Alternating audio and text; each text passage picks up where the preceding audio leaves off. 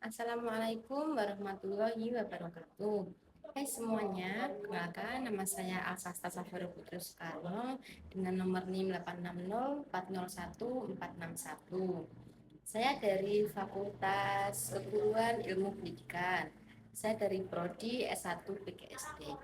Dalam video ini saya akan menyelesaikan tugas tutorial 2 mata kuliah Filsafat Ilmu. Peran filsafat ilmu dalam memperkuat ilmu pendidikan.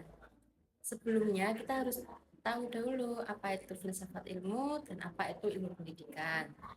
Saya akan menjelaskan satu persatu secara rinci. Yang pertama, filsafat ilmu merupakan studi tentang hakikat, cara memperoleh, dan ilmu pengetahuan.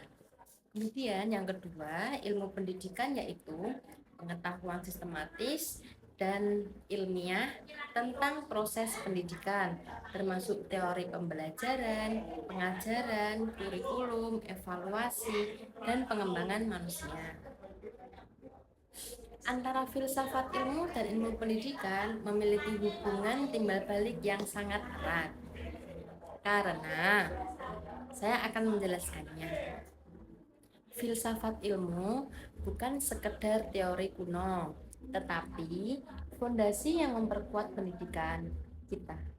Jadi, mari kita bedah satu persatu secara runtut. Yang pertama, filsafat ilmu mengawasi dan memperkuat ilmu pendidikan. Tetapi, bagaimana filsafat ilmu mengawasi dan memperkuat eksistensi, keilmiahan, serta nilai-nilai dalam ilmu pendidikan? Kita bahas satu persatu yuk. Mengawasi eksistensi ilmu pendidikan.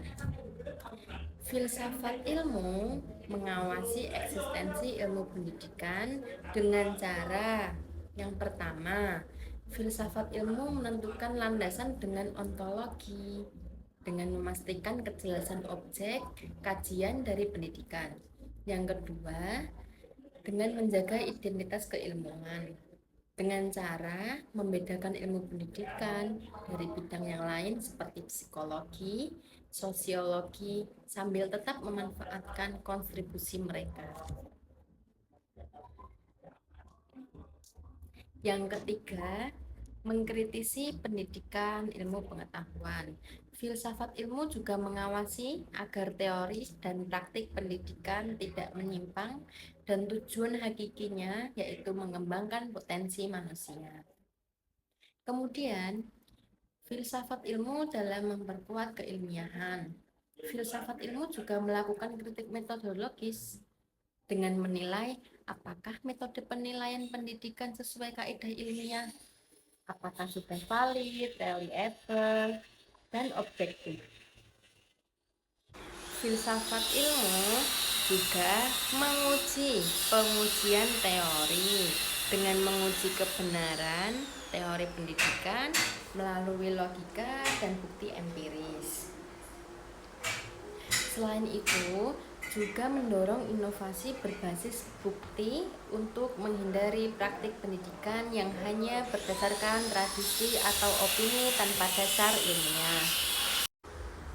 Kemudian, filsafat ilmu juga memperkuat nilai-nilai pendidikan dengan cara filsafat ilmu menggunakan landasan aksiologis dengan memastikan pendidikan tidak hanya mengejar pengetahuan, tetapi juga membentuk karakter, etika, dan tanggung jawab. Tanggung jawab itu tidak hanya sekedar tanggung jawab dalam sekolah ya teman-teman, tapi juga tanggung jawab sosial. Refleksi tujuan pendidikan dengan cara mengingatkan bahwa pendidikan bertujuan memanusiakan manusia, bukan sekedar menghasilkan tenaga kerja. Selain itu, filsafat ilmu juga mempertimbangkan moral dan sosial dengan cara mengawasi agar kebijakan pendidikan tidak merugikan kelompok tertentu dan tetap menjunjung keadilan. Bukan hanya filsafat ilmu yang memperkuat ilmu pendidikan, Tetapi sebaliknya, ilmu pendidikan yang bermakna dan bernilai juga turut memperkuat perkembangan filsafat ilmu dengan menumbuhkan pemikiran kritis, kesadaran etis, dan kemampuan analisis terhadap hakikat serta metode ilmu pengetahuan, sehingga pendidikan yang bermakna dan bernilai akan menghasilkan generasi kritis yang dapat merefleksikan filsafat ilmu itu sendiri. Yang ketiga, filsafat ilmu disebut pisau analisis. Kenapa filsafat ilmu disebut dengan pisau analisis? Jadi, hal ini dikarenakan ketiga pilar dari filsafat ilmu, yakni ontologi, epistemologi, dan aksiologi, dapat membedah persoalan dan memotong masalah kompleks dalam pendidikan.